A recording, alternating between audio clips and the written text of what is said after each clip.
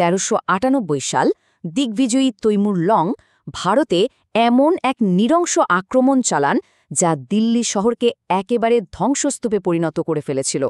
চলুন আজকে ইতিহাসের সেই ভয়ঙ্কর অধ্যায়টা একটু কাছ থেকে দেখা যাক।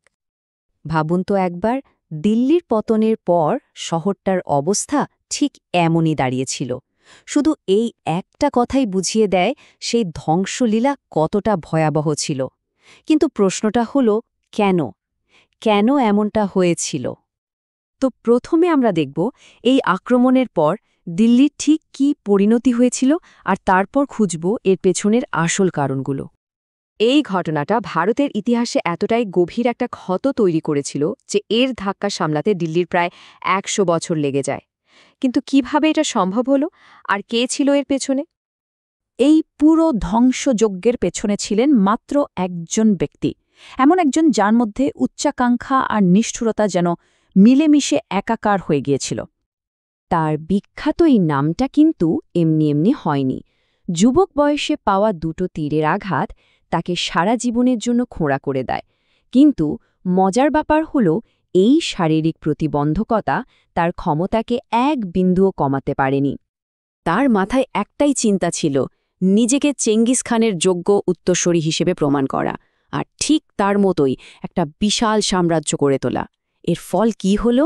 তিনি একদিকে যেমন হয়ে উঠলেন ইতিহাসের অন্যতম সেরা সামরিক প্রতিভা, ঠিক তেমনি অন্যদিকে পরিচিত হলেন এক নির্মম ভয়ঙ্কর হত্যাকারী হিসেবে।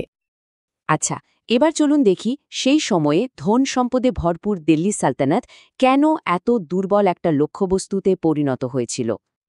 আসলে তৈমুরের গুপ্তচররা একদম সঠিক খবরই দিয়েছিল। দিল্লি সালতানাত তখন রাজনৈতিকভাবে এতটাই ভাঙা আর দুর্বল ছিল যে তাদের পক্ষে একজোট হয়ে কোনো প্রতিরোধ গড়ে তোলাই সম্ভব ছিল না।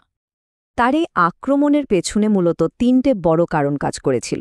প্রথমত, তিনি দিল্লির রাজনৈতিক দুর্বলতার পুরো সুযোগটা নিয়েছিলেন। দ্বিতীয়ত, শহরের বিপুল ধন সম্পদের লোভ, আর সবশেষে একটা ধর্মযুদ্ধের অজুহাত তৈরি করে নিজের আক্রমণকে একটা বৈধতা দেওয়ার চেষ্টা করেছিলেন। চলুন এবার সরাসরি আক্রমণের ঘটনায় ফেরা যাক, আর নজর দেওয়া যাক এই অভিযানের সবচেয়ে নাটকীয় আর কৌশলগতভাবে ব্রিলিয়েন্ট মুহূর্তটার দিকে। 1 লক্ষ, ভাবা যায়? দিল্লির মূল যুদ্ধ কিন্তু তখনও শুরুই হয়নি। তার আগেই তিনি 1 লক্ষ বন্দীকে হত্যার নির্দেশ দেন, শুধু এই ভয়ে যে তারা বিদ্রোহ করতে পারে। তার নিষ্ঠুরতার মাত্রাটা কোন পর্যায়ে ছিল, শুধু এই একটা সংখ্যা থেকেই তা পরিষ্কার বোঝা যায়। সুলতানের বিশাল বর্ম পরা যুদ্ধ হাতির বাহিনী দেখে তৈমুরের নিজের সৈন্যরাও কিন্তু ভয় পেয়ে গিয়েছিল। কিন্তু তৈমুর ছিলেন আরও ধূর্ত। তিনি এমন এক ভয়ঙ্কর কৌশল নিলেন যা কেউ কল্পনাও করতে পারেনি। 3 ধাপের এক অবিশ্বাস্য পরিকল্পনা। আর এই কৌশলের ফল হল একেবারে অক্যাম্পড। ভয় পেয়ে হাতিগুলো উল্টো ঘুরে নিজেদের সৈন্যবাহিনীর ওপর দিয়েই পালিয়ে গেল। তৈমুর পেয়ে গেলেন এক অবিশ্বাস্য সহজ জয়, আর দিল্লির ভাগ্য সেদিনই লেখা হয়ে গিয়েছিল। চলুন সবশেষে তৈমুরের রেখে যাওয়া সেই জটিল আর অদ্ভুত উত্তরাধিকারটা একটু বোঝার চেষ্টা করি, যা আজও ইতিহাসবিদদের ভাবায়। এখানে একটা অদ্ভুত বৈপরীত্য দেখতে পাওয়া যায়।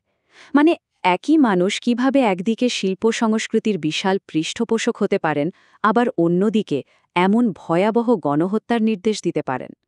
এটাই তৈমুরের পরিচয়ের সবচেয়ে বড় দ্বন্দ্ব। একদিকে তার রাজধানী সমরখন্দের অসাধারণ উন্নতি, আর অন্যদিকে বাগদাদের মতো শহরে মানুষের মাথার খুলি দিয়ে তৈরি মিনার। এই দুটো ছড়ি যেন তার চরিত্রের দুটো ভিন্ন দিক আমাদের সামনে তুলে ধরে। একদিকে সৃষ্টি, আর অন্যদিকে শুধুই ধ্বংস। আর এই প্রশ্নটাই তৈমুরের লেগেসিকে ঘিরে সবচেয়ে বড় রহস্য।